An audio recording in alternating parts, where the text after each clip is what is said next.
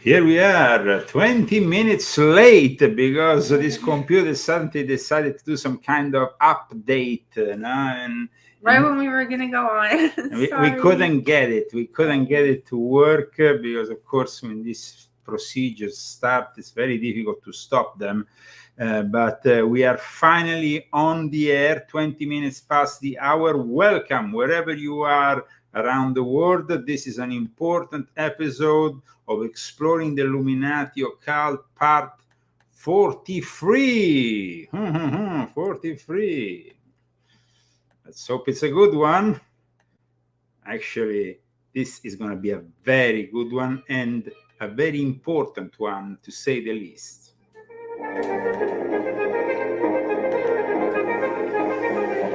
The dance. I hope everybody had a wonderful Thanksgiving. We have our little tree set up. We have our tree now because we're in the Christmas time. Lovely Christmas time. Don't you just love it? We just love it. We're so happy. After Thanksgiving, we are broadcasting, of course, live on Facebook and YouTube. And we are about to start quite profound analysis of the infamous protocols of the elders of Zion and any misconceptions you might have around this very controversial document, which is actually a hoax, a forgery, but it's a bit more complex than that. So we need to explore. First of all, we would like to thank our sponsors, Christy. Thank you, everyone who donated this week. Paul Tenoso, Maura Freedom, Bruce Kodish, and Philippe Belair. Thank you so much for your donation, and thank you for the people that bought the book, although there wasn't that many. You can purchase, of course, a copy of my latest book, which is volume 7, or one of the other books. This gives us the possibility of supporting the show. What happened? Oh, it's okay. It's like this. LCR is on the bottom. So L for Leo, C for Christy, and R, of course, for Rambo. Okay. Now, I want to, of course, warn you, this is going to be a very, very controversial topic. I don't know anything about this stuff. And why is it so controversial? Okay, let's start with talking about the protocols, the medical protocols. This is actually, I tell you for the first time, a big responsibility. A responsibility of really making people understand all the problems that were born out of something. It's a little bit particular, Christy. And by the way, a little technical problem which seems to have erased also the files that we had. So I need to. Oh my goodness. Yes. So it's not going to. Do you want me to entertain everybody? Yes, entertain everybody. I don't know what you want to do. You want to do a dance? Do a dance? Do whatever. Just let me.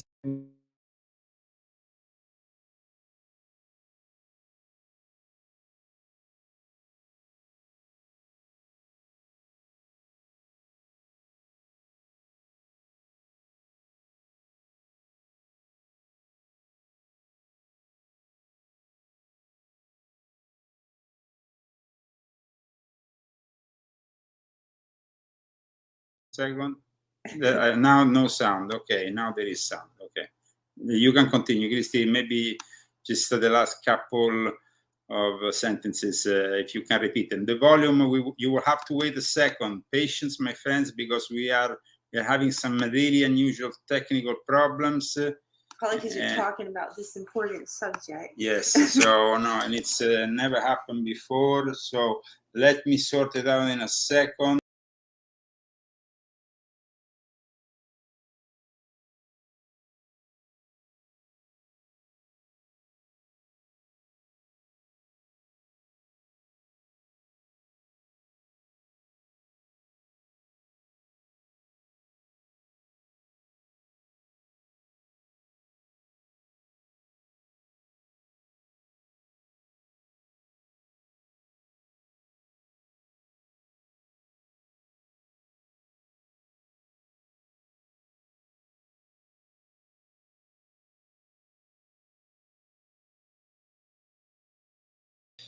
Okay, we are actually with less light, a little bit of shadow, but people can listen to you, Christy, and you can continue what you're saying, because I'm sure there is people who actually want to hear what you're saying before we start this show of today, which is giving us some very unusual problems. So,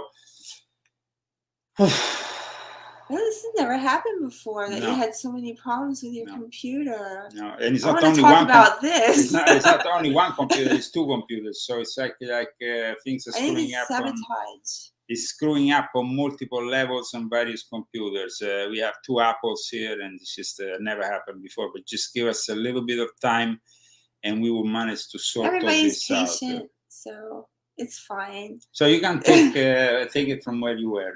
No, I was just saying that we had all of our Italian friends over, and we all celebrated Thanksgiving, and I was remembering that on Thanksgiving, so that was nice. And I don't know, it was nice to think about it, something positive from Italy. So Yeah, but we are ever so grateful to be here, and there is really a lot of reasons for being grateful here in America, which a lot of common Americans don't fully appreciate, because they have had it very easy. Like those people who go around burning the American flag or things like that here in the United States are people who really don't appreciate what is being American. To be American. People who are basically shouting things against America, no matter what, I find them always in the wrong. So, it's something I can't really understand. I can't really, I can't really understand what is happening here. Just give us a second.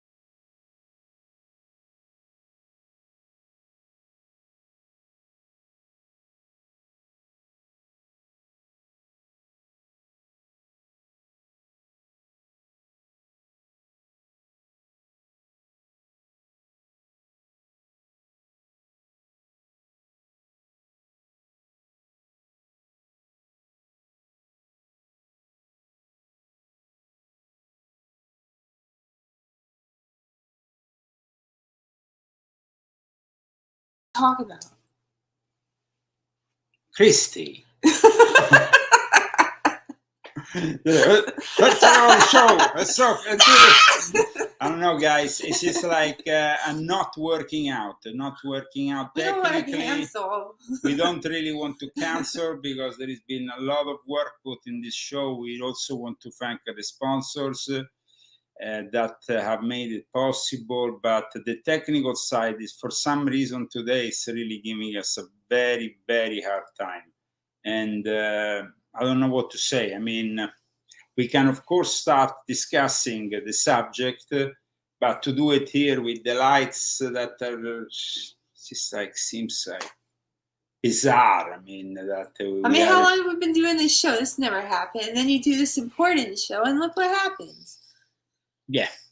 Well, I mean, of course, at this point, what I would suggest, it's just like it doesn't make any sense. Everything that in this moment is happening here technologically doesn't make any sense, and it's just we're being sabotaged. I don't know. I mean, it seems to me that we are really being sabotaged. But who's doing it? The dark side. Well, what I can say is we're not that on the internet. we seem we are, but it's not the internet. It's a computer. Yes, it's not a question to do. No, it's this to do. It was also to do with the. Oh, it's the internet, so it's cyber Satan. I don't know, man. I mean, everything is connected. You see, I mean, suddenly I start seeing the computer acting in a very weird way, and so. But let's see if we can make it work. Okay. Make it work. Let's all pray. Yes. Please, because please, it's a God. Let's all pray together, please, God. Okay, please help us. Please help us to let it work so we can do our show. It's so important. Please, God. Amen. Okay, so. Please, God, please. Let's see if we can make it work, okay? This is ridiculous, but it is also very important that it works out. So let's see if we can make it work out. Okay, let's see if it has. Okay, guys, we seem to have everything ready. The prayer was answered. The prayer was answered, so here we are. And of course, just give us a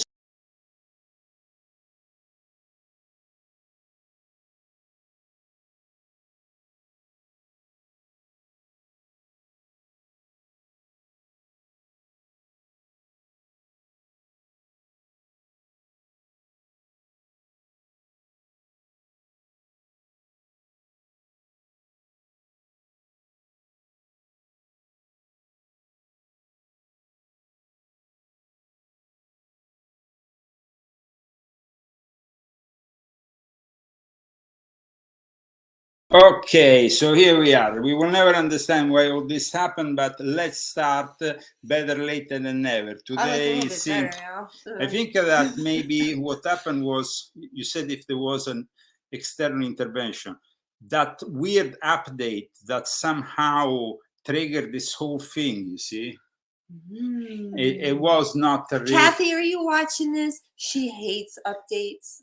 Well, and at the same time, we have an infestation of Satanists in the chat that seem to really hate the topic. The topic that we will answer here, a few books that, of course, I've consulted for today's show. So at this point, let's talk about a document that has really changed the course of history for the worst, a document that really triggered, anti-Semitism was pretty bad until the beginning of the 20th century. It got even worse. And of course, a lot of it is to do with this infamous document that we will be discussing today in exploring the Occult Illuminati number 43, and it's all about a false information that is veiculed in a way, though, that seems absolutely credible, because of course there is some elements of credibility. It's a little bit like the people who say about this document, it has a Jewish origin, and this even within Judaism. Well, of course it has a Jewish origin. This is a document produced by the Sabbatean Frankists, and today I want to show you all the evidence about all this. Plus, there's another, why we are focusing today on the protocols of the elders of Zion. Why we are focusing on this document? Because this document is a key document in the charter of Hamas. So this is not something from the past that doesn't have any importance today. It has a lot of importance. The Protocols of the Elders of Zion are part of the Charter of Hamas that was published in 1988.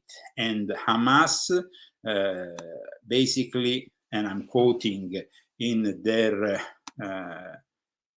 manifesto charter, says the following, and here I'm going to quote them, and of course I'm going to post also the link.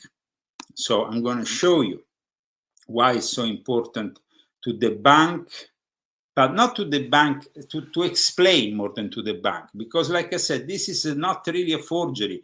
This is a plan, but a plan not of the elders of Zion, but rather the Sabbatean Frankists. And it's kind of incredible, the influence, like I said, the negative influence it had in history. So in this charter of Hamas, it says, today it is Palestine, tomorrow it will be one country or another. The Zionist plan is limitless. After Palestine, the Zionists aspire to expand from the Nile to the Euphrates. When they will have digested the region they overtook, they will aspire to further expansion, and so on. Their plan is embodied in the Protocols of the Elders of Zion, and their present conduct is the best proof of what we are saying. So you see, this is the key document, guys. And when you think that this document was actually born in Russia, and the product of the Russian secret police that we mentioned last week, the Oshrana, then you start thinking, what's really going on here? What is this document? Are we with the temperature at 68? So it's pretty... You're just... Well, I guess that this whole thing warmed me up a lot. So let's understand the influence, first of all, of this document in the present world. But at the same time, also let's understand where it was actually produced, where it came out from, beyond the simple explanations which are given online. Today, we want to really debunk all the fake anti-Semitic rants that go on, because let's remember that after this book was published, there were many follow-ups. And the first one was the Occult War of Emmanuel Malinsky and Léon de Ponchin, which also had an introduction by Baron Julius Evola, who, when he introduced the Italian, one of the Italian editions, I think it was the 5th one, he said, we know it's a forgery, but what is contained is true, which is also somehow a dangerous assertion if you don't really explain who produced these Protocols of the Elders of Zion. Recent endorsements in the 21st centuries to this document have been made by people like the Grand Mufti of Jerusalem, Sheikh Hakim Asadi Zabri, and even the Education Ministry of Saudi Arabia. The so-called Palestinian Solidarity Committee of South Africa distributed even copies of these protocols at the World Conference Against Racism in 2001. And these protocols have produced so much racism, which is really really a paradox to do something like that. The book was basically sold during the conference in the exhibition tent set up for the distribution of the anti-racist literature, which, like I said, is a paradox. However, there is also been figures within the Muslim world who have criticized it, who have understood that it is a forgery of some kind, or at least they have understood that there is something behind the whole thing that is not really clear. In fact, the Grand Mufti, the former Grand Mufti of Egypt, who was the Grand Mufti until, I think, 2013, Ali Goma, made an official court complaint concerning a publisher who falsely put his name on an introduction to an Arabic translation of the protocols that started to be translated in various languages from the 1920s, but first of all came out in Russia. Russia, let's not forget, that was the Russia of the pogroms, the Russia of the persecution of the Jews. But there is a lot of anti-Semitism today, and we need to fight it with information to understand what is happening here. We need to go back in time. So let's rewind. In the first years of the 20th century, this anti-Semitic document appeared in Russia, and it will profoundly shape the course of the entire country, as well as the course of the whole world, because then it influenced 20 years later, of course, Adolf Hitler and the Nazis. So what happened is that despite being quickly discredited as a plagiarized forgery, the protocols of the Elders of Zion has spread since then across the world, translated in dozens of languages and utilized as a hateful rhetoric by leaders of many religions and nationalities. At one point, I think even Gaddafi used it.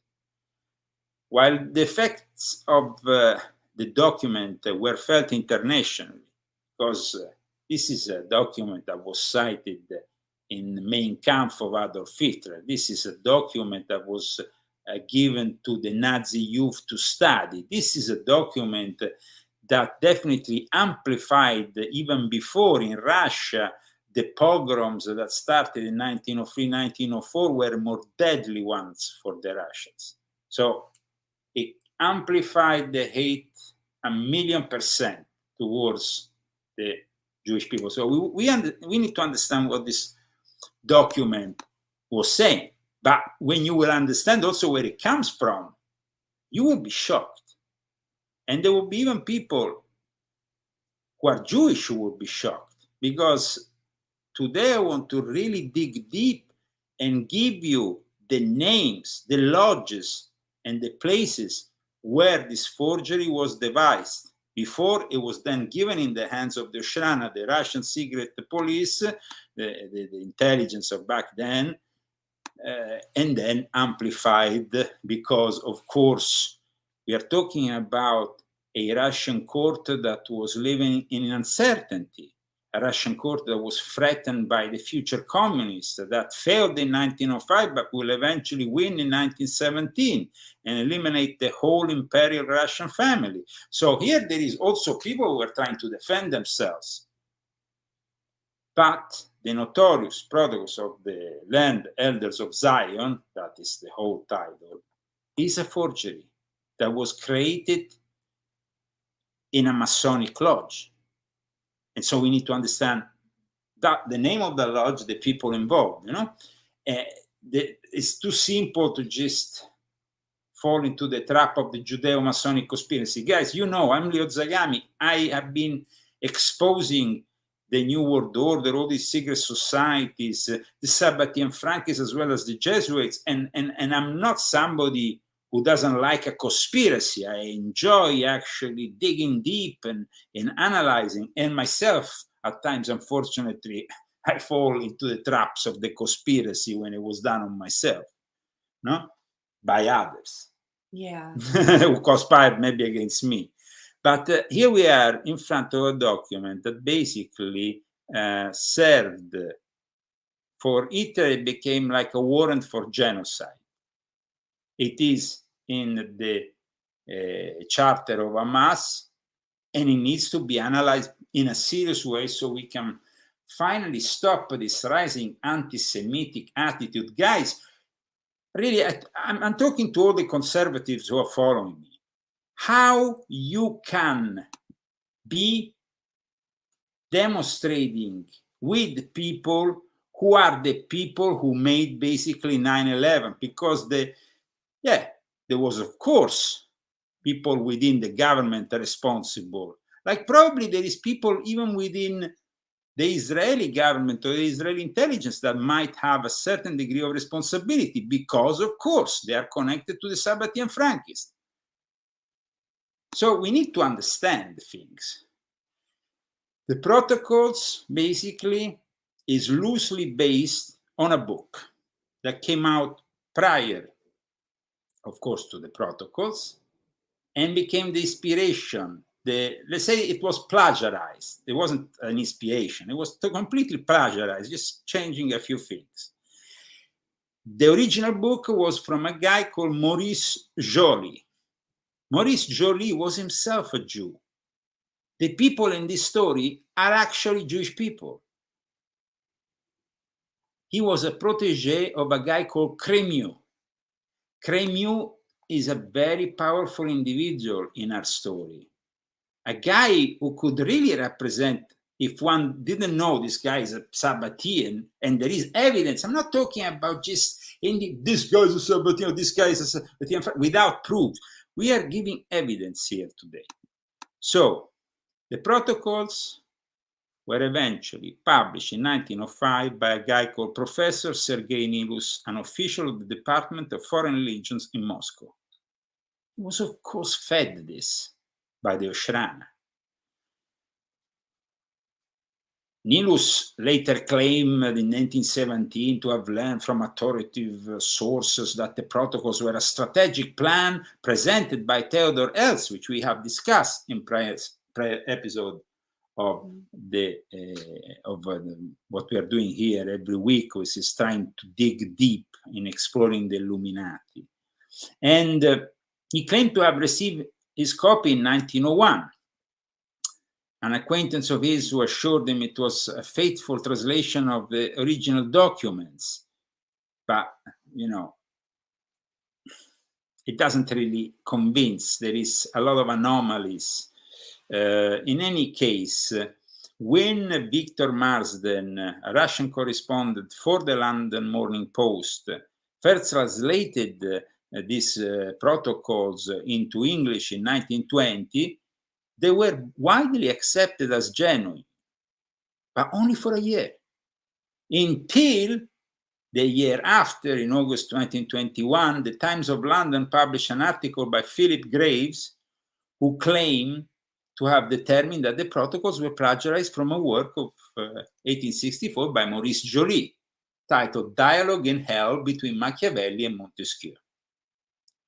Now I repeat, they expose the fraudulent nature of the protocols, and actually behind this exposure, feeding the information to Philip Graves, there was Alan Hughes, who would become the first director of Central Intelligence ever, the #1 spy, who at that time was in Turkey at the fall of the Ottoman Empire. And he said to Philip Graves, I give you this information, publish it, because, of course, this is already creating a lot of problems. It's becoming a propaganda that can instigate some very negative things, especially in a moment, you have to understand, where the Ottoman Empire, who had represented a complete balance of those territories, including Palestine, fall. And then, of course, we know what happened next with the English took over the show and later on messed up everything. So we need to go back, like I said, back in time to understand, first of all, the role of Maurice Joly, this writer who wrote this piece of political satire, who then gets picked up from this lodge in which there was a guy called Isaac Jacob Adolphe Crémieux. This guy is a very important guy in our story because he is a Freemason who was both a member of what we consider regular Freemason. He arrived to become the sovereign commander of the ancient and accepted Scottish Rite, but he was a very progressive one, and at the same time, he was also the guy who served as the president of an organization called the Alliance Israélite Universelle. So let's go and check this character because he's very important in our story here. Okay? Now, he was a staunch defender of the rights of the Jews in France. He seemed to be, he comes from a wealthy Jewish family. But at the same time, this guy is not any kind of regular Mason. Initiated in 1818 at Lodge Bienfait Anonyme in the Grand Orient of France, lodge in Nîmes, he joined a lodge called Aide Toi le Sualtadir in Paris in 1830. And in 1866, he eventually joined the Supreme Council of the Ancient and Accepted Scottish Rite and became Great Commander in 1868. However, we were about to see that great fracture in worldwide Freemasonry, which basically stands to this day, which saw the departure from regular Freemasonry of the Grand Orient of France after only a few years. In the 1870s, the Grand Orient of France will abandon the belief in God because these people were more and more progressive. It was actually during his Masonic career, he encouraged Republicans and monarchies to work together. Okay, perfect. But some more interesting information on Crémieux, on his Alliance Universelle, and remember, this guy was also a member of the Mizraim Rite. And the Mizraim Rite is a rite that was created by certain Portuguese Jews who were Sabbateans. Also, it's very important to understand that the Illuminati had created within Freemasonry a group known as the Louis de Cohen, founded by a Portuguese Sabbatean Jew called Martinez de Pasquali. Now, this is a kind probably of confusing for a lot of people to understand all these nuances, these names. So I will, of course, use maybe certain books that might be of help for us to learn more about it. Now, there is a book that might, I mean, I don't think that her political position was a very good one, because she was probably on the very far right herself, Lady Queensborough and Edith Starr Miller, as they call her. She was definitely, though, somebody who knew things, who had the possibility of accessing to certain documents, okay? And one thing that you're gonna see here is what was really behind this figure that we had discussed now, Adolphe Crémieux, because it's important to understand where all this comes from, because when we're talking about these things, we have to be very careful, because people could, say, this and that, but we bring evidence here. So the evidence is pretty clear. Friend of Adolphe Crémieux, he shared this hatred of Napoleon III. He hated Absolute as much as he hated Commune, blah, blah, blah. And in one of his books, he wrote Machiavelli represent, and here Maurice Joly, qualified at Machiavelli. And okay, so we have a first mention of, but here we have also very important specification. In 1868, the Supreme Council, Scottish Rite, and the Alliance Israelite Universelle became merged in the person of the Jew Adolphe Crémieux, who was president of both. We must not omit to mention that Crémieux was also a member of the Rite of Mizraim, which in 1862 was absorbed by the Grand Orient of France. I'm telling you all this because he is the mentor of Maurice Joly, who produces the basis for this book. This book is inspired in a way by Crémieux. And basically, we are talking here in the case of Crémieux, who played the prominent part in the period we are now concerned with, and formed the Alliance Israelite Universelle, because he became the president of this Alliance Israelite Universelle. And here basically it shows the various links between Judaism, Illuminism, but the links that this guy had with, of course, the Masonic activities that he had, you see, to the he was affiliated. Watch here. His connection with Louis Bonaparte and his brother, who both were affiliated to the Carbonari, would suggest that he was also connected with the secret society, and the Carbonari were an Italian secret society. And basically, we have all the links that this guy had with other important members of the Jewish community. But I repeat, it's important to understand then other things about this story. And so we kind of like go on various books, analyze what's written, and you will eventually discover that then there is also another character, the Louis de Cohen, inspired the birth of Martinism. The guy who, because the disciple of Martinez de Pasquali was a guy called Claude de Saint-Martin. Now, Papus became the founder of Martinism in the 1888. And Papus was very close to the Tsar of Russia. And he is said to have actually participated in even the writings of some elements within these protocols.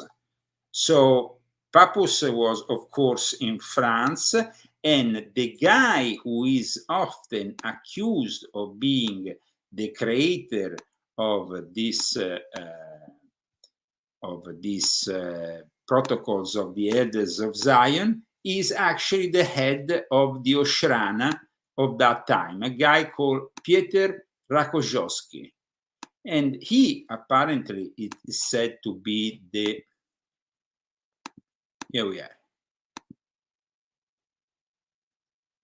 Rakojowski basically says here, no? Was chief of Oshrana, the secret service in Imperial Russia. He was based in Paris from 18. So why he was based in Paris? Because in Paris, there were all those Illuminati communists. They had made the Paris Commune, and a lot of Russians had emigrated in Paris and were studying in Paris. People like Lenin were learning from the communist tendencies that were experimented in Paris. In fact, here it says, after the assassination of Alexander II of Russia in 1881, the government moved against various revolutionary factions and infiltrated all these organizations. Infiltrated basically organizations in Switzerland, in France, anarcho-communist, even in London, the Polish anarchists and terrorists, all kinds. They infiltrated everywhere, the Oshrana. So it is possible that it definitely had a role also in putting together this important. But another thing that is very important is going back to Martinez de Pasquali and his order of the elected of Cohen, because it means actually priest, no? And Gershom Scholem, who is an historian, very important Jewish historian, has called attention to the contacts between the order de Louis de Cohen and the Frankists. And the order de Louis de Cohen was also where the Tsar was initiated in the last years of his life. So this whole production here of the protocols of the Elders of Zion is not something that just came out of nowhere. And it was at one point, of course, some people bring it even back further, because there was the involvement also of this Russian noblewoman who was connected to the Oshrana, called Yuliana Glinka. And Yuliana Glinka apparently at one point hired a guy called Joseph Shores Shapiro, a member of Jolly's Mizraim Lodge, to obtain sensitive information, purchasing a copy of what will become the protocols. Glinka subsequently gave them to a friend who passed them to Nilus, and she was a personal friend and companion of Elena Petrovna Blavatsky, who was an agent of the Russians. So Juliana Glinka is a very important figure also in our story. I want to here put, sorry, I shall put this now better with the audio. See if you can hear me better with the audio. Maybe you, that's better. That's better. We should have maybe done this earlier. Hopefully, hopefully you can hear me fine now. Okay, so she was definitely a very important figure in a story, a sort of secret agent slash occultist slash theosophist.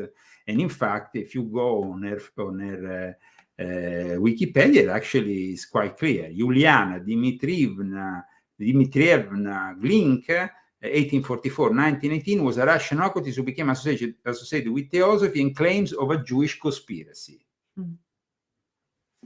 So her father had been himself investigated as a leader of a secret society of mystics during the persecution of Freemasonry that happened earlier in 1825, because it seems like, and we discussed this in the past, that the rise of Freemasonry in Russia always created some problems and some change of scenarios. And okay, so the fact that these protocols are very important nowadays, you have to understand also the connections here that are quite interesting. Who were the main people who spread these protocols? We said in Russia, there was this guy who basically became the face of it, this Nilus, who was a mystic, who was a religious writer, who was also an anti-Semite.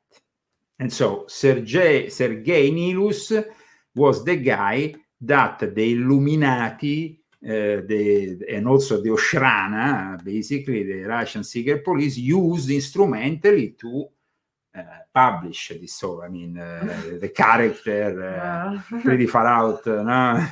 So they use this figure, but in reality, then who was the ones who had really created all this?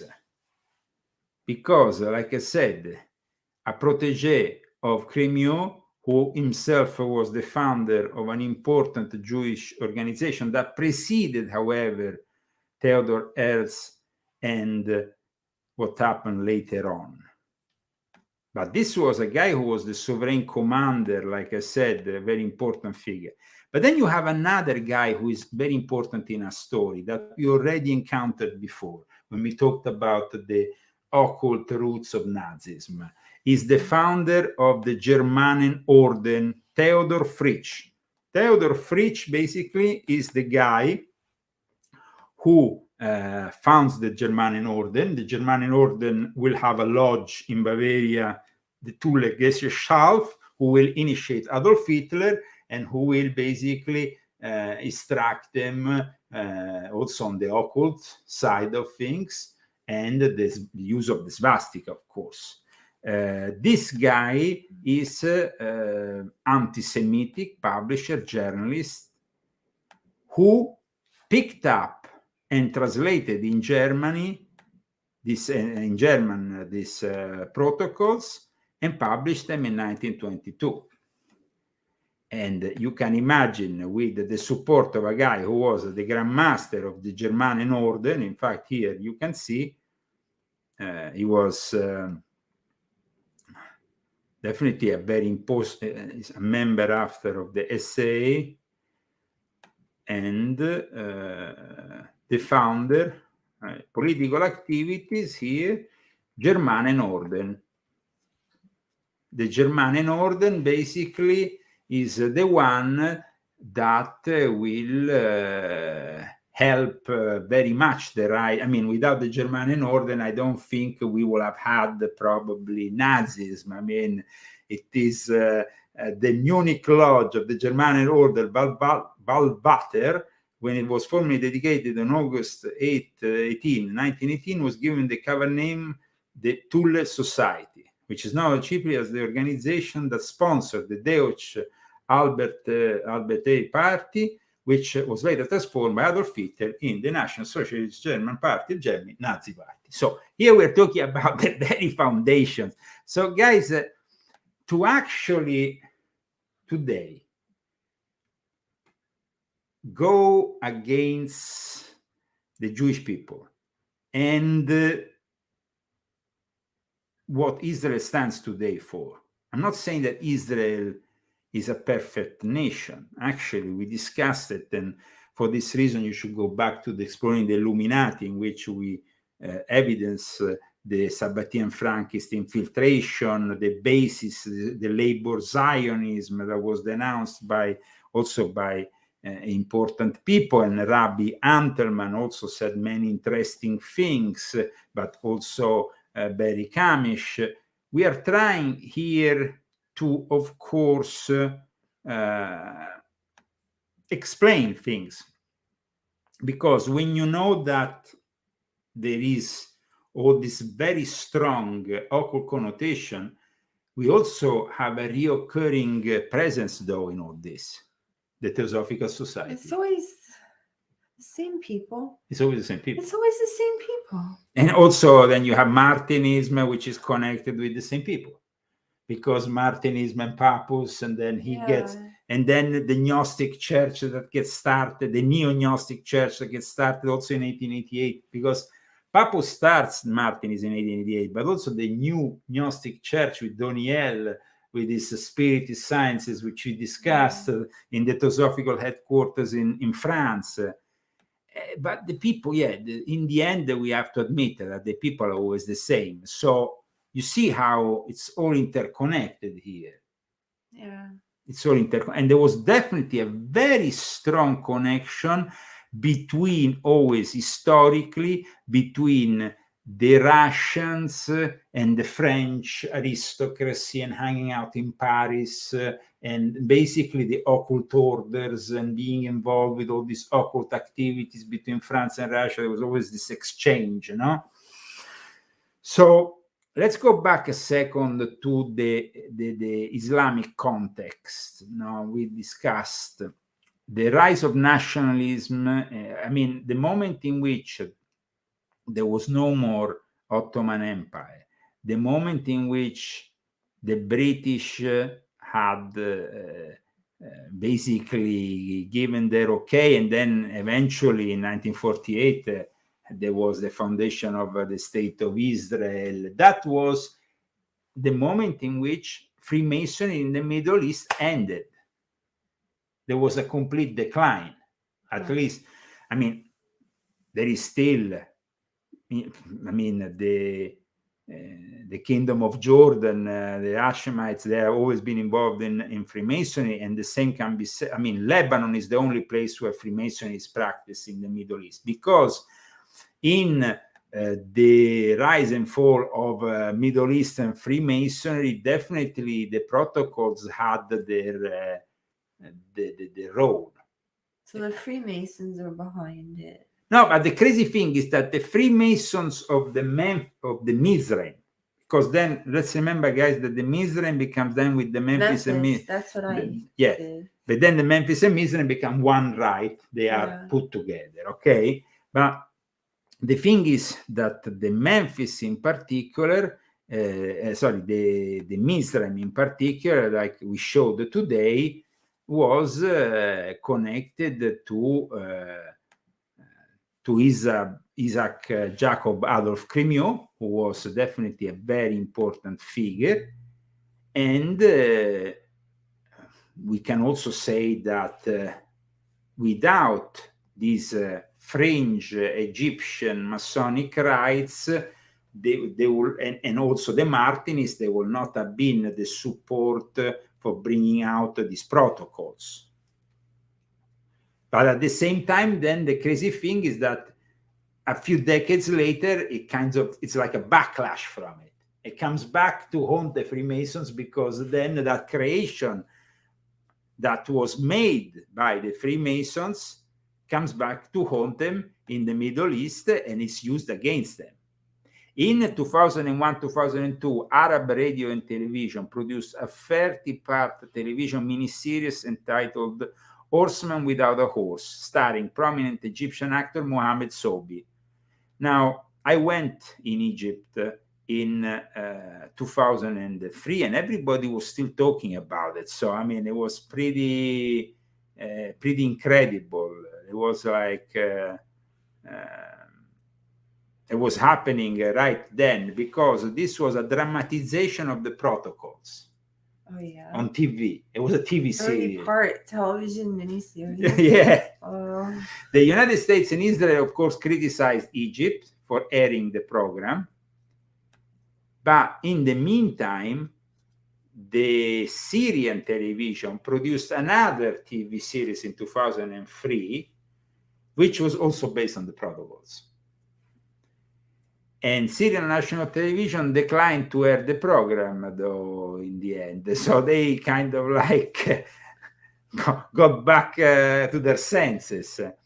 In Lebanon, there was, though, it was actually shown, the Al-Shatat, this TV series from Syria, was actually shown in Lebanon, though. Because Lebanon, let's not forget, there is Hezbollah there. There is very strong Shiite militia, completely anti-Jewish, but there is also Shiite Freemasons. Now we have the series Al-Shadat was also shown in Iran in 2004, of course, in Jordan. So Jordan likes to play the moderate, but they're not that moderate. But let's remember that these protocols are also a product of Freemasonry. And so I wanted to show you the guy who is behind this rite of Mizraim, who was, of course, a Sabbatian. Because then it's all connected, and from these connections we can understand also better maybe the history of the Middle East. Marc Bederride was a French writer, military officer. This is the guy who basically put back the chief. He kind of founding the Masonic Rite of Mizraim in 1813. Okay. And he was from a Sephardic Jewish family from Provence, who had lived for some time, and currency in Judaism were for the Dome. Ooh, wow, the Dome! Bingo! The Sabbatians! Bingo! Dome! That's it. Guys, if you just go in, even the most demented, Wikipedia is not like a top secret source, so you don't even have to go to any libraries. But if you know where to go, you will always find what you want. So you can see that these people don't even hide themselves. And when you know the history behind it, then you understand, and when you know what this history has created. I mean, this guy here, Theodor Fritsch, we go back to the Thule Society. And the Thule Society was founded by another very interesting gentleman, who Rudolf von Sembotendorf, who himself had been initiated in Salonico before arriving, and founding the... But where was he? His conversion to Islam. Guys, the connection with Islam and Nazism and anti-Semitism, it's basically very strong. And this guy is the guy who gave Adolf Hitler the rituals to grow his magnetic power.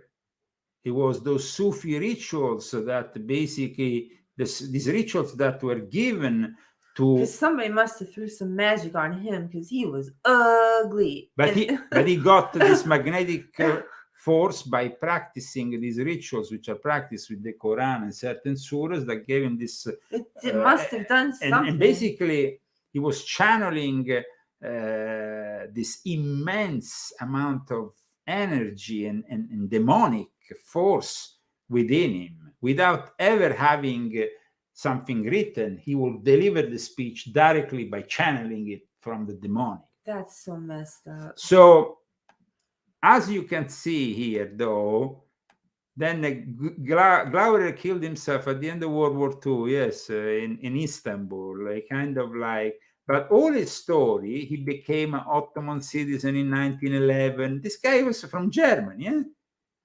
Occult, and when you go into the occult info, Jews of Thessaloniki, and when you go into the Jews of Thessaloniki, the Termudi family, they were Dome. The lodge, the most important lodge in Thessaloniki, what is it? The lodge of Macedonia Risorta. Why I'm saying that? Because it's very important here. Not, of course, all the Jews are Dome, but they were all Freemason belonging to a lodge affiliated with the right of Memphis and Mizraim. We are always back to the same people, the same connection. So this is not a coincidence, guy. The roots. Is Memphis and Mizraim like really, really evil?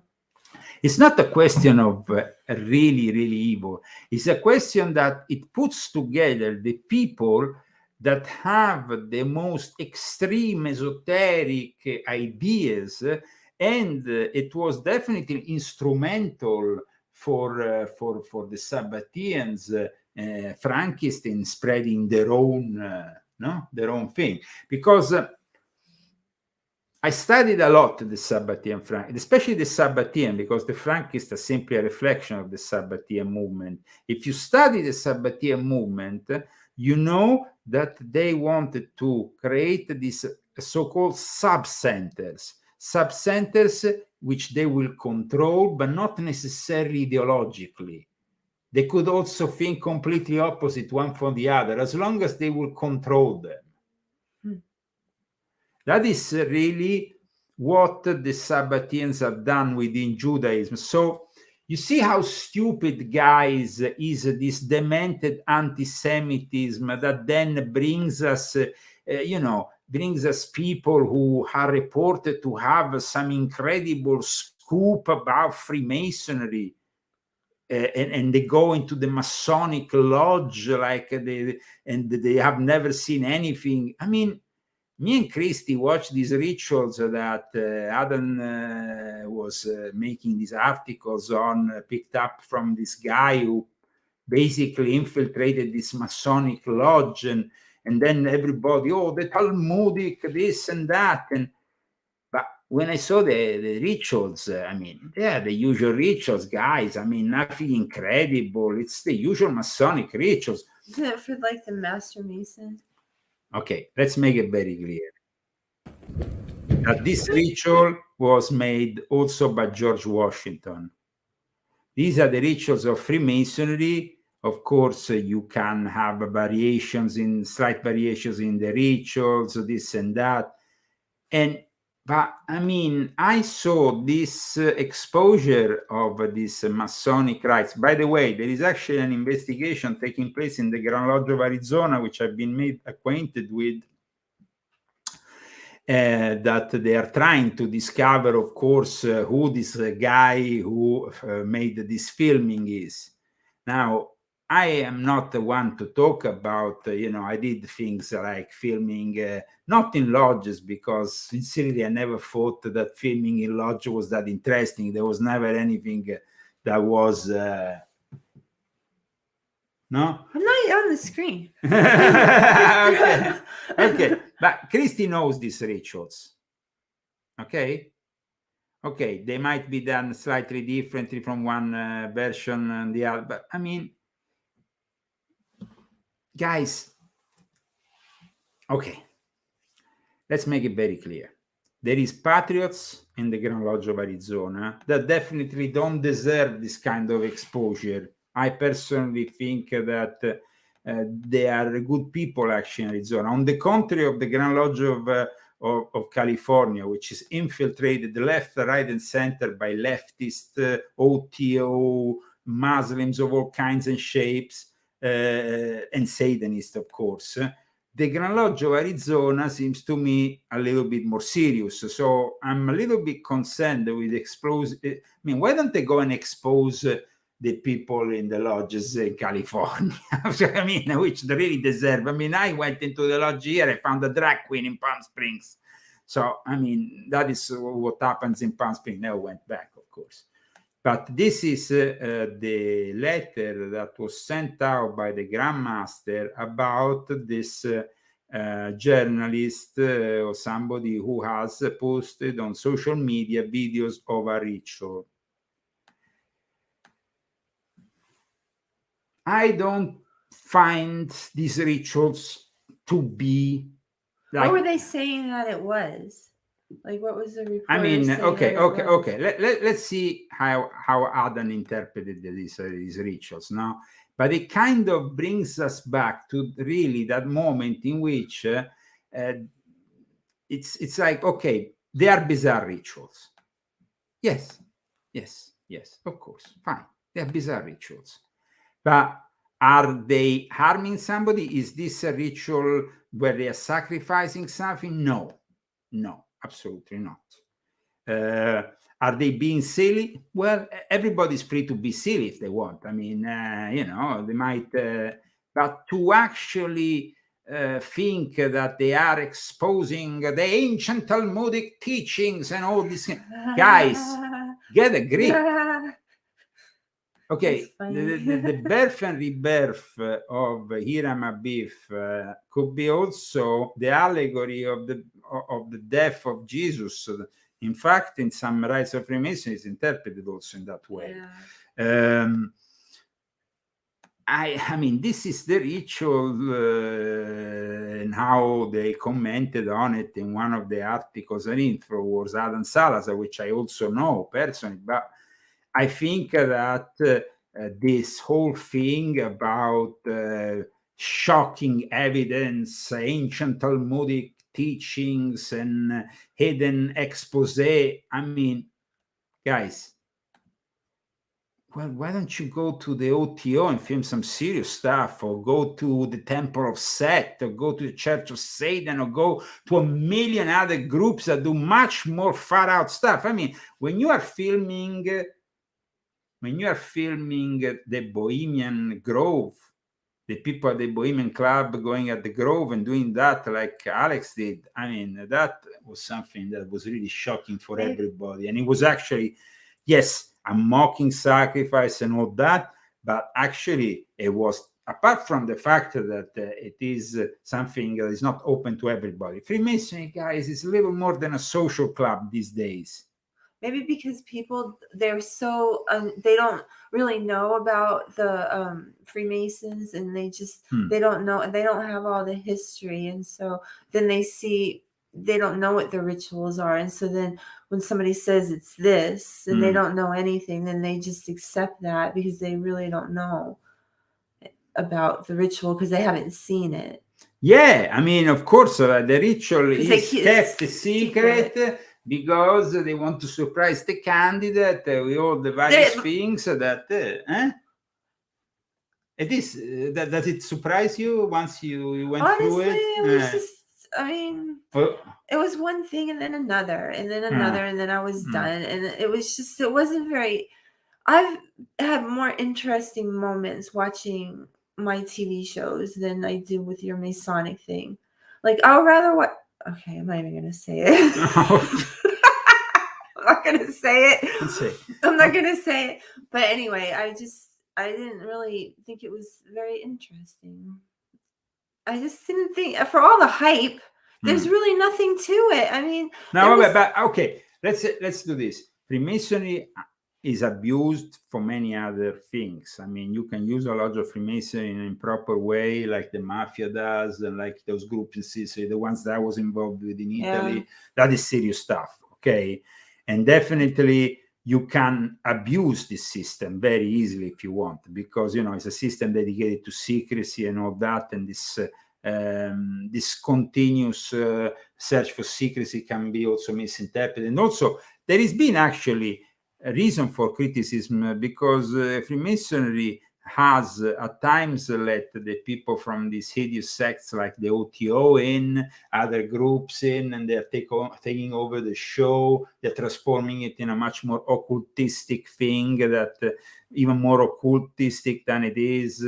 But I don't personally, at the moment, this great exposure seems to be more addressed against the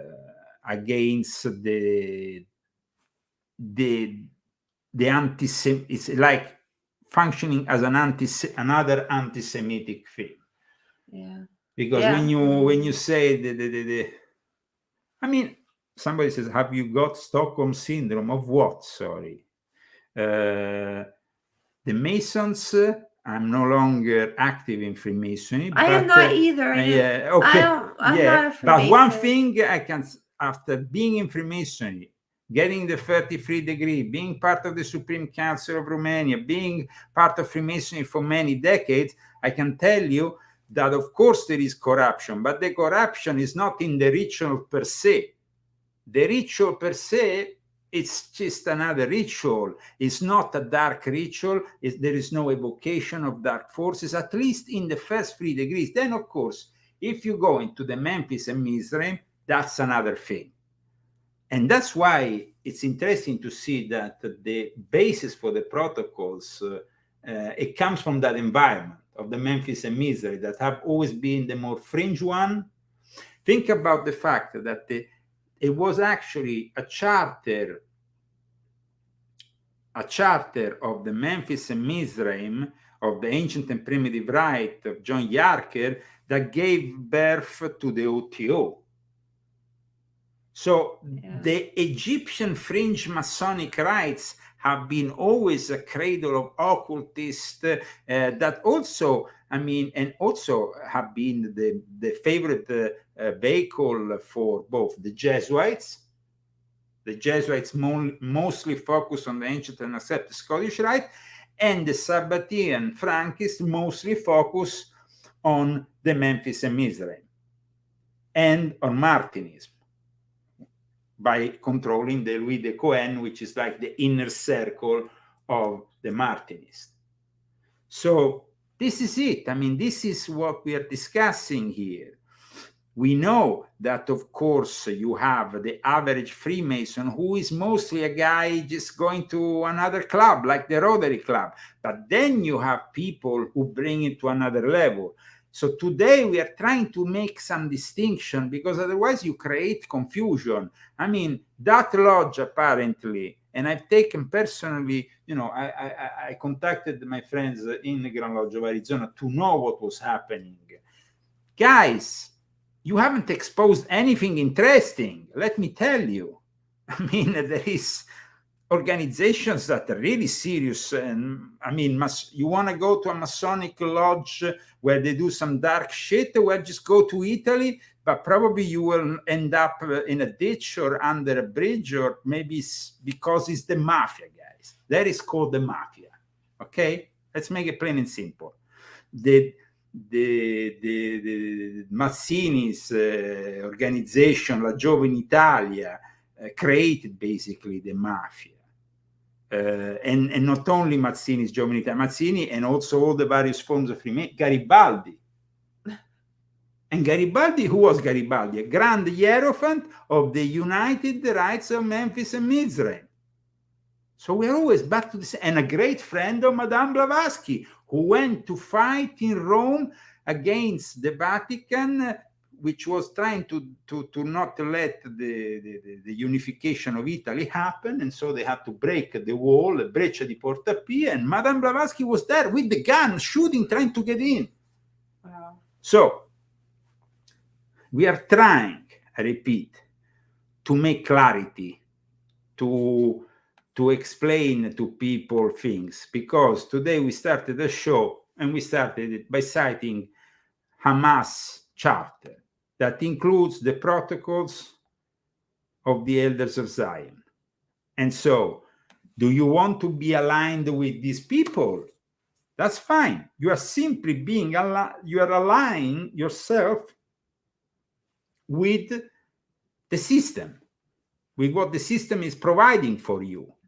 I mean, I really don't understand how people who until 2, 3, even 1 year ago were all focused on exposing the Muslims' bases, even here in the United States, and what is happening, and suddenly now they are there supporting Palestine and the thing, and making anti-Semitic rants all the time. And I see all these women, you know, like from the LGBT community and all that, and they're out there protesting for Palestine. Don't you know what they do to gay people?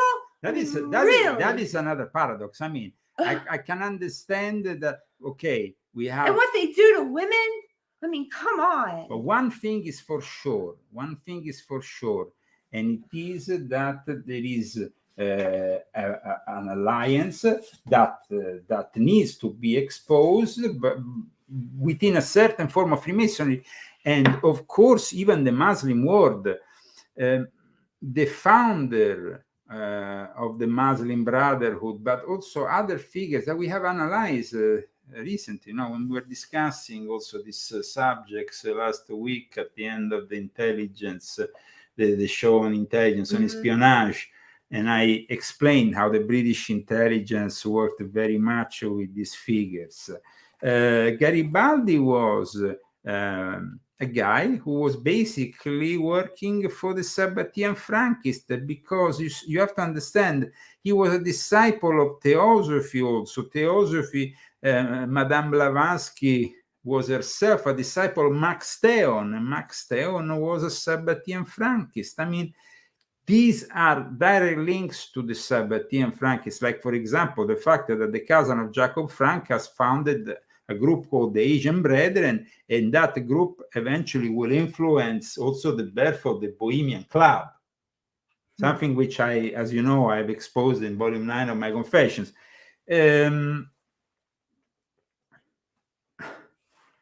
So, I mean, then of course, there is other degrees, other rituals, Order of the Joker and Jesters, the Shriners, which I find really, I mean, the rituals are pretty. I mean, why don't you go and film the Shriners? They're real screwed up rituals. The ones in the Shriner where they have to go and kiss the ass of the worshipper master is one of the most screwed up rituals. What do they have to do?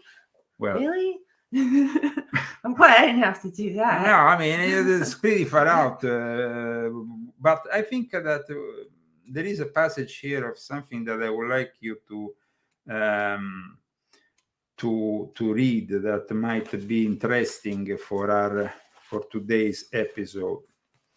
So, Christy, give us a read of this. In the same year, the anti-Semitic forgery, the first of all, what we are reading here. We are reading Crescent and the Compass, written by a Freemason called Angel Miller. Okay.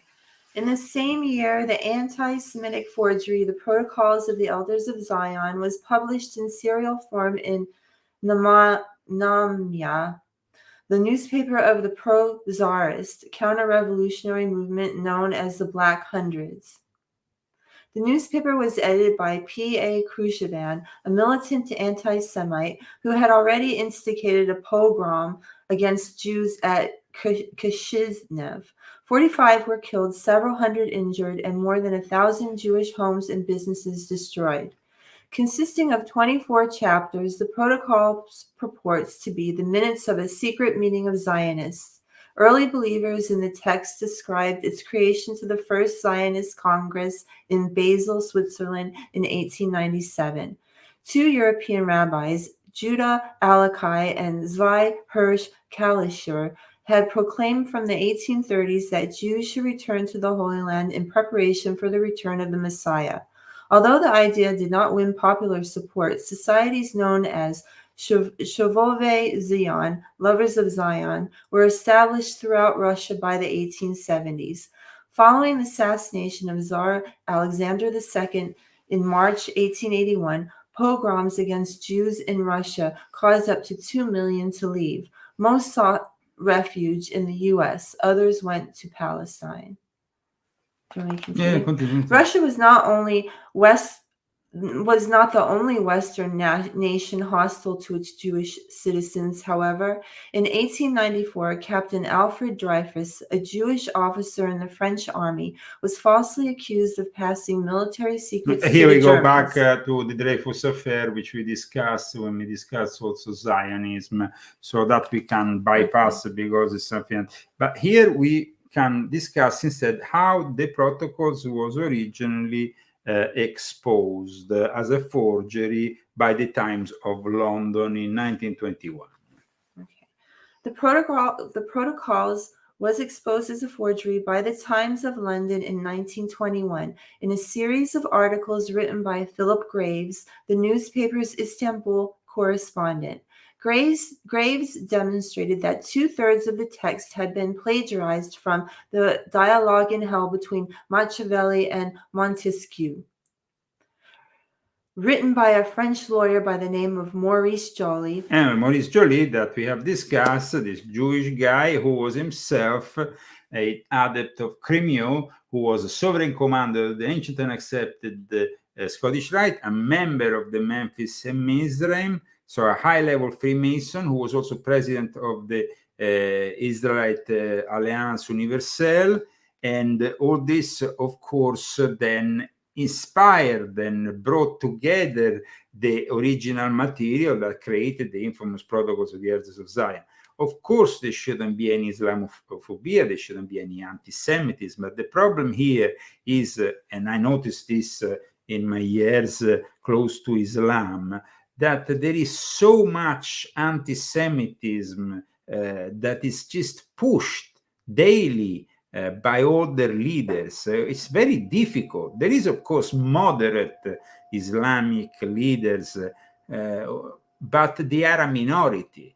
And that is very sad. So, when you go into the Quran, you study the Quran, you see that there is clear anti-Semitic passages that are addressed against the Jews, just as they are also against the Christians, but particularly against the Jews. There is very many passages of the Quran. So it becomes very difficult when you have all this hatred which is embedded in your holy text.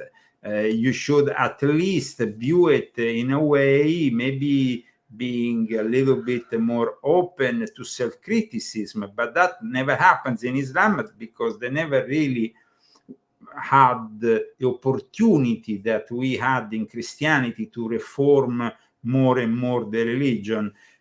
When they created groups like the Salafists, they created a mess. But please go on so we can understand more. Where was I? Okay. I'll just go here. The one chapter claims that Zionists are employing and manipulating the Freemasons in their bid for world domination. This theme ultimately derives from the letter Burrell had received. Joly's work was a satirical attack on the government of Napoleon III and made no reference to Jews. Nevertheless, Hermann Goethe, how do you say that? Hermann Goethe adapted Joly's theme of a dialogue in hell for a chapter in his fictional work, Baritz. The chapter was titled The Jewish Cemetery in Prague and the Council of Representatives of the 12 Tribes of Israel, and it supposedly described a gathering of 12 Jewish elders representing the 12 tribes of Israel, including the 10 lost tribes, plotting world domination with the aid of satanic forces. In the novel, the elders take turns in delivering speeches describing how they will take control of Christendom. They will control the press, infiltrate governments, foment revolution, and corrupt Christian women. A lurid portrayal of Jews, the chapter was a gift to anti-Semites and consequently reproduced in pamphlet form in Russia from 1872. In 1881, the speeches of the fictional elders were merged into a single work called The Rabbi's Speech. The Protocols was created using this textual tradition, mostly from Joly's dialogue, by Matvey. So here we are, sorry to interrupt you, here we are really digging deep and understanding how it was put together as a text. So a forgery based on something that was a satire, but with elements of truth, of course. So when you think about also where all this is coming from, because Maurice Joly was himself an initiate and a member of the Mizraim Rite.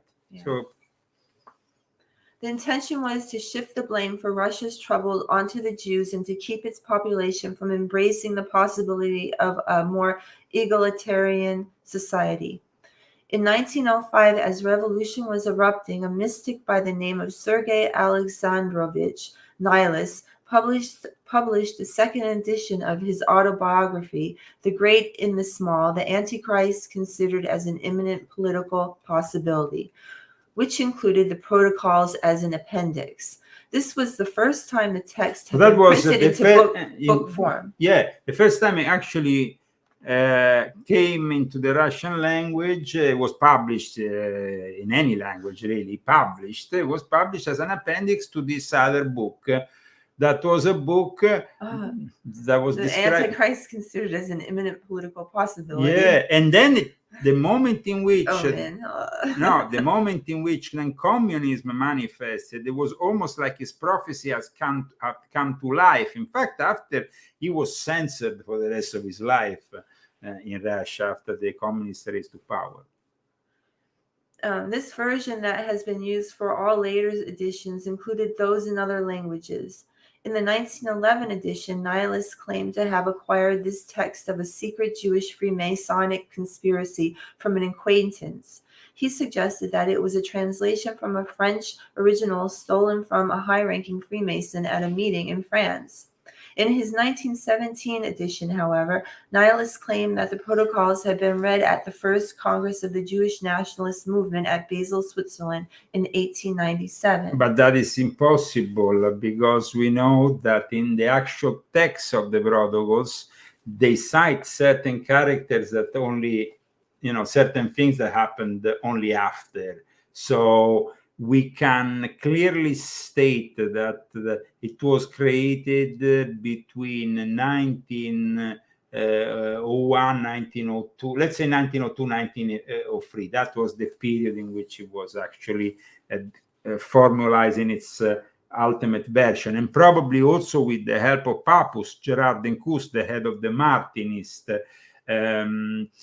When it comes, I would like to go back to the capture of Rome, which I mentioned earlier regarding Garibaldi and regarding also Madame Blavatsky, who was present.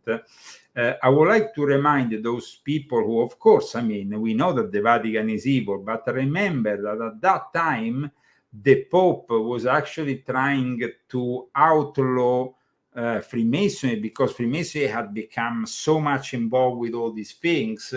So there was almost a retaliation from the Giuseppe Garibaldi's expedition and what resulted later on. But yes, Okay. The people under our guidance have annihilated the aristocracy, who were their one and only defense and foster mother for the sake of their own advantage, which is inseparably bound. This is like a citation. No. But I ended here, so then it goes here. And citation. But I would like you to go here into the point here. This part. Okay, the populist does not rebel because it is convinced that it has the rights and free speech, but these are illusions. Rights exist only in theory. The triumph of free speech rests in the press, and it has fallen into our hands. Though we have attained. Because here we are talking about how in the protocols they plan a global control of all the, So actually, it sounds like what's going on right now with the control of everything. Of course. So let's do this. You just have to take on the protocols of the Elders of Zion, substitute the Elders of Zion with the Sabbatean Frankist Elders of Zion, and then you get the result. So many people don't know about Sabbatean No, Frankist. but so I would like to go here in a copy. This is a very particular copy of the protocols that comes from the FBI. And there is a lot of interesting documentation on the FBI, especially during the period of the Red Scare and whatnot. There was a moment in which the evangelical Christians in America had really embraced this conspiracy and the validity of the protocols in the 1930s. But then later on, of course, it was kind of debunked. But at the same time, there is a lot of documents that show that still after the war, even in Congress, there was a lot of talk about the validity or not of the protocols. So here I want to show just some of the documents, like for example this one from 1964 that you can read. It's a document, of course, that is sent by a certain Virginia Castle to the representative Honorable James O. Eastland at the U.S. Senate. Please, Christian. I am sure your committee and subcommittee would have access to the Talmud and could report to the American people whether or not the many hideous and heinous references against Christians as quoted are true.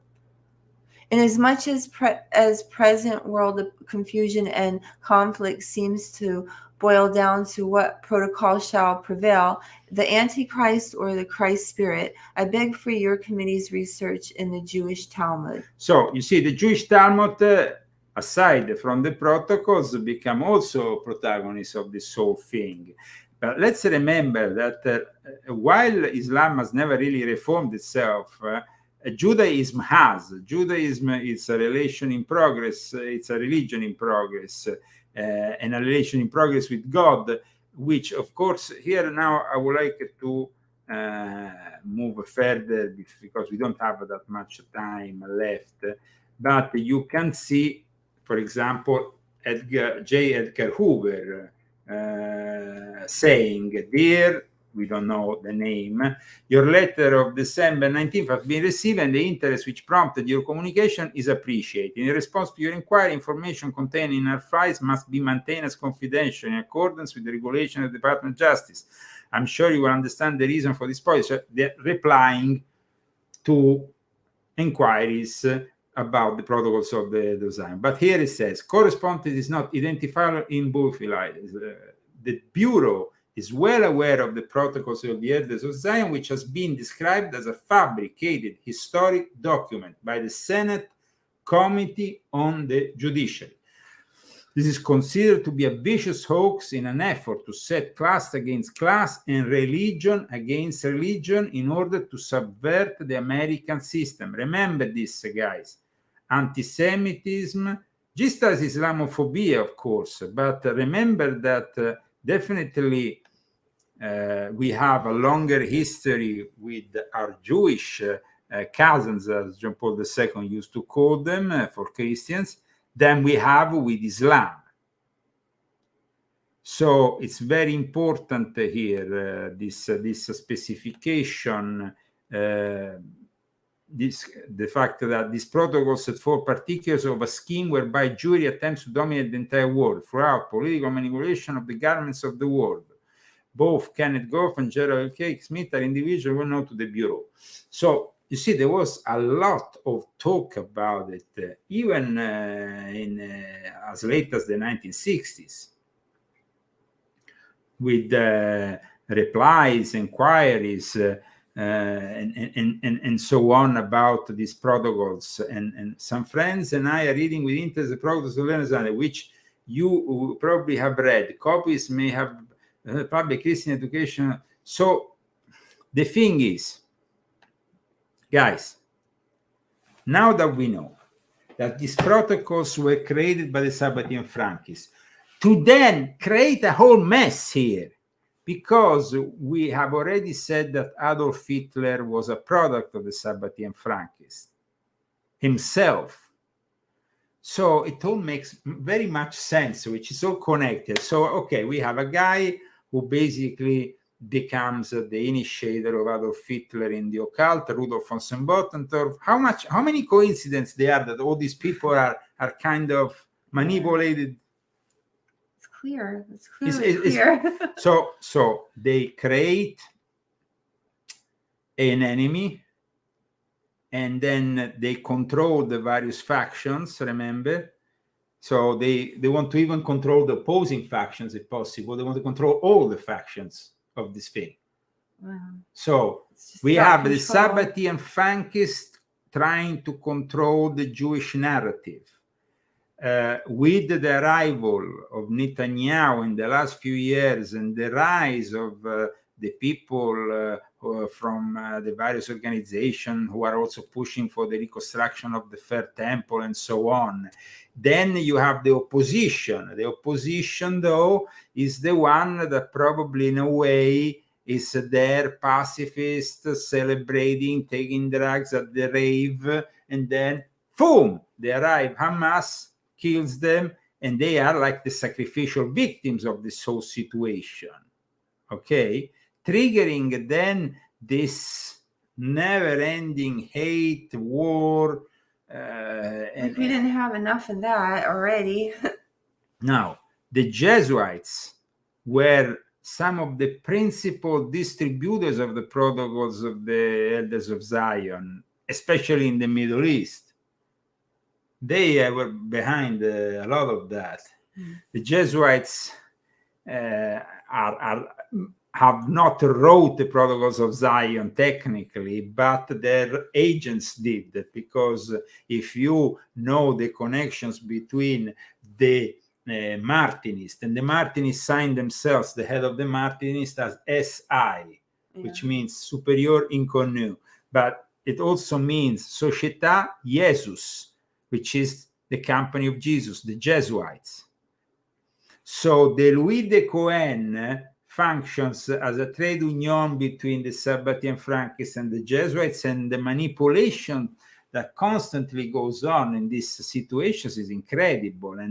And people, they don't have an idea of, this hoax of the 20th century helped to redefine age-old anti-Semitic values, amplifying them within first Russia, then German society, and helped definitely Adolf Hitler in justifying the landmark genocide of world history, the Holocaust.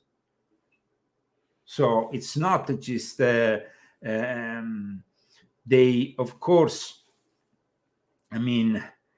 Hitler and his cabinet became progressively radicalized towards the extermination of the Jews due to the belief in the Jewish world conspiracy outlined in these protocols. So these protocols are also one of the main causes for what happened in the Holocaust.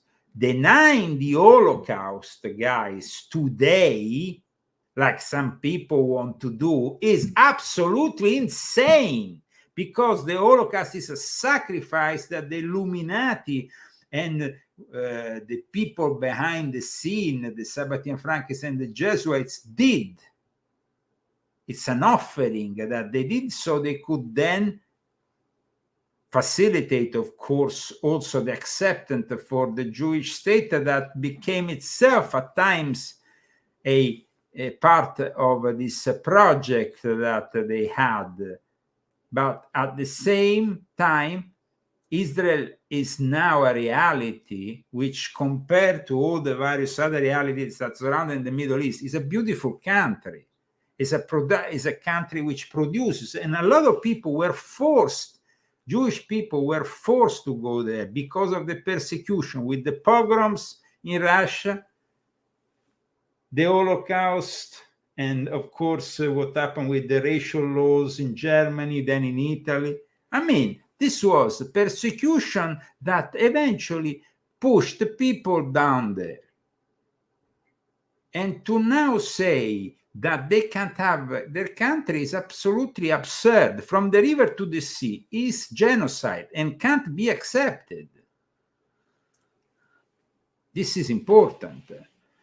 So the notorious protocols of the Elders of Zion, we detail this Judeo-Masonic conspiracy that served Hitler as a warrant for genocide, were the product of this Maurice Joly, but also the people in the Oshrana, but also the guy behind Maurice Joly, who was this Crémieux, who himself was also a very important figure. I mean,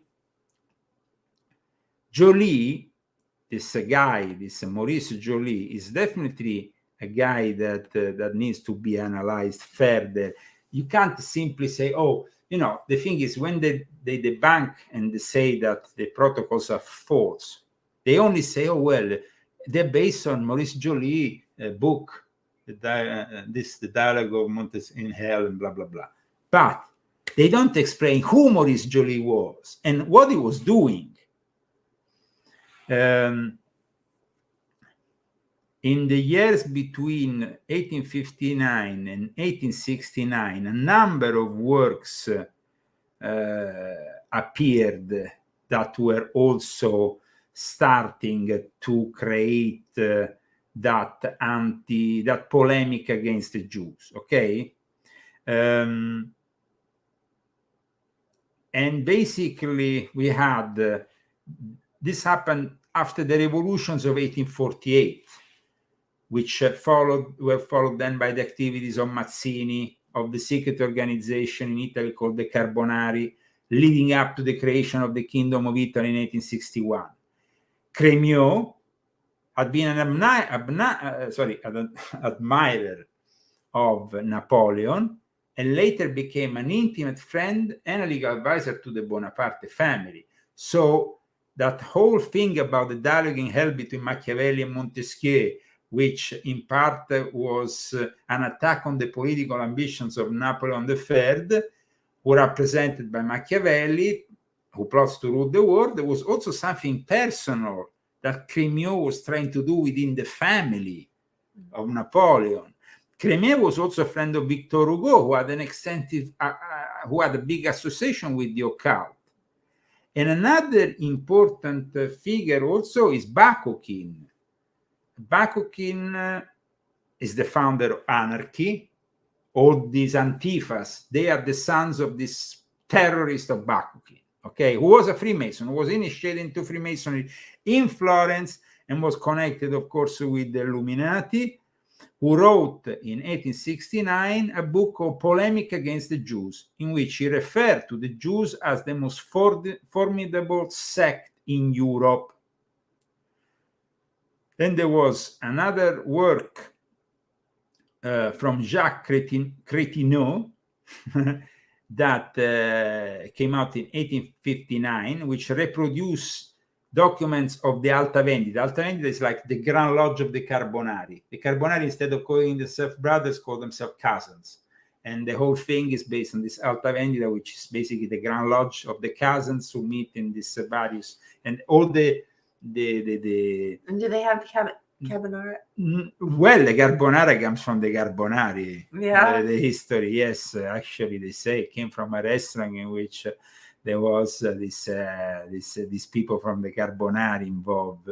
It was supposedly written, this book that came out in 1859, by a guy called Piccolo Tigre, which means small tiger. But apparently it was a code name for Giuseppe Mazzini. Now, Giuseppe Mazzini, beyond all the bullshit of the letter with Albert Pike, which is all fake, made by the Jesuits, which steal people's sight, there is some interesting thing about him, because Giuseppe Mazzini, in this text, criticized the Jewish leadership of the secret society, and the work was mainly directed against the Jews of the International Working Men Association, which Karl Marx had formed by consolidating a number of secret societies. But it was also a Battian Frankist. In 1869, there was also another work, always in this kind of vein before the protocols, called The Jews, Judaism, and the Justification of Christian People, by a guy called Gauguin de Mosseux. which had a particular emphasis on the alliance Israelite Universal, that basically the president was that Crémieux, and who had also reported in The Jew, in the publication The Jew in December of 1865, that basically all this is revolutionary recrudescence from 1848, which was the first, in 1848, there was the revolution that the Illuminati had started because they wanted to destroy all the remaining monarchies of Europe after France, and they wanted to also impose constitutional monarchy.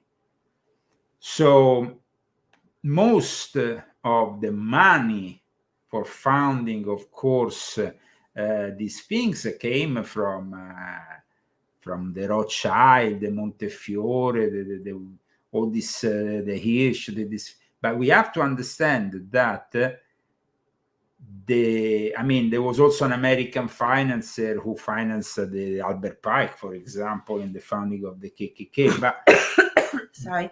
But the thing is that we need to understand that the Sabbatean Frankists are the leading cause of all these problems. So, I repeat it. You can read the protocols of the Elders of Zion and find them useful by simply substituting Elders of Zion with Elders of the Sabbatean Frankist movement, who are an heresy within Judaism, who has created so many problems, and who has pushed Orthodox Judaism, in a way, rejected the Zionism, the idea of going back to Israel. It wasn't like immediately embraced by everyone. But in the end, what was created also because of all the manipulations of the secret societies in Europe. And so Europe and the Illuminati in Europe have the responsibility of all that mess that is still emanating and is still taking place in Israel. But when I saw this scene, I want to show you something here. We are giving you an extra 10-15 minutes today because we had some technical problems. So we are, of course, understanding that. And I wanted to show you something that I find completely insane. But people tend to forget. This happened on the 7th of October when they kidnapped those people and they brought them into Gaza. We talk about the innocent population of Gaza. Okay, great. Look what the innocent population of Gaza did to people who have been forcefully brought into Gaza. Look how they beat them up and how they treat them. And look also how they it's joy. Like savage. They act like savages. Yes, but there's also this joy. Watch here, and then they go there, and there is some poor Israeli guy, and boom, they that's evil. That is satanic, and that is evil. Well, and we all should denounce this. Look at what they're doing. So of course, I denounce this in the name of God. This is what happens, unfortunately, and it's terrible, and I think it's really wrong, absolutely, and it's wrong also to see that in a high school, students riot in Queens after they discovered that the teacher attended a march in support of Israel. Okay, this happened.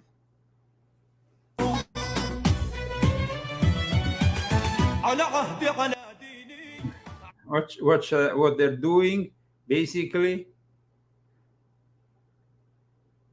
this is in Queens, in New York. It's incredible. It's unbelievable. So I mean, the protocols of the Elders of Zion, we need to understand them. We need to understand where all this evil is coming from. So I'm glad that today, somehow, I managed to give some clarity. I don't know. I mean, I hope. It's not been easy. It's a very difficult subject.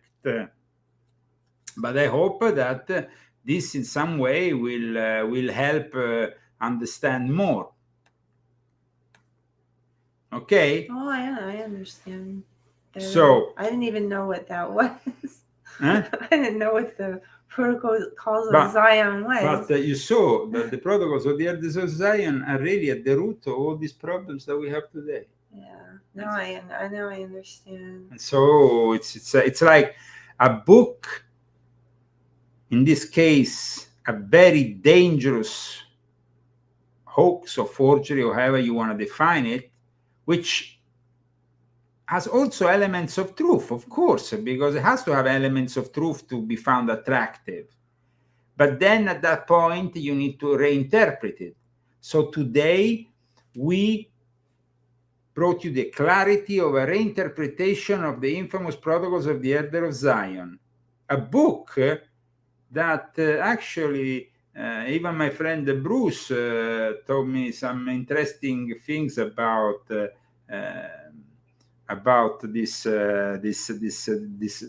book, that at times people, even intellectuals of a certain level, read in secret to understand, of course, to understand. And now that we have the possibility of simply substituting, without touching even the content of the book, you simply substitute it. You understand where it comes from. You understand who are these elders of Zion. They are the Sabbatean Frankists. Bingo.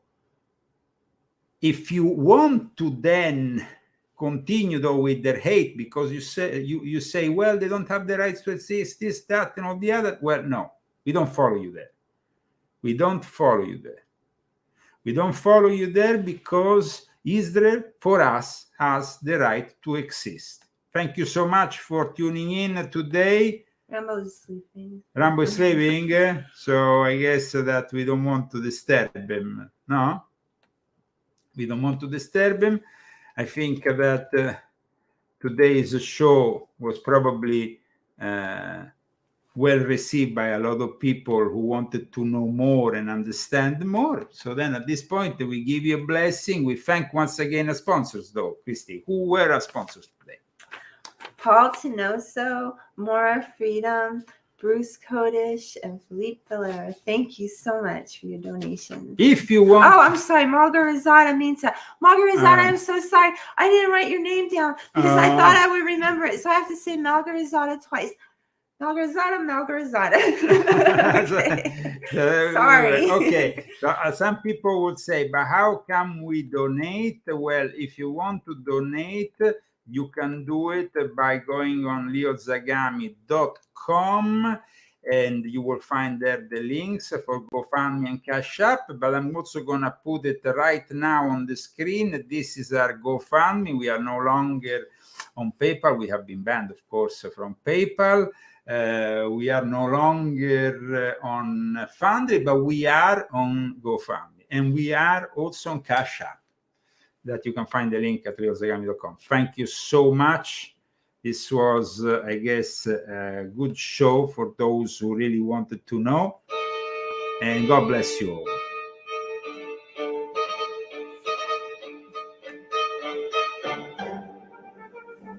I hope everybody has a nice weekend, rest of the weekend.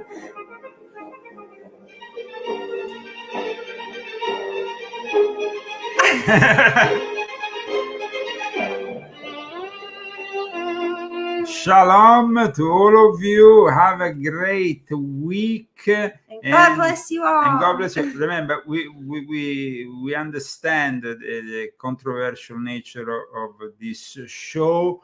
I'm sure that a lot of people will disagree, will probably say, oh, but this, that, and all the other. But guys, I mean, the world, they say in Italy, the world is a nice place because there's a lot of variety. So it's a spice of life. It's a spice.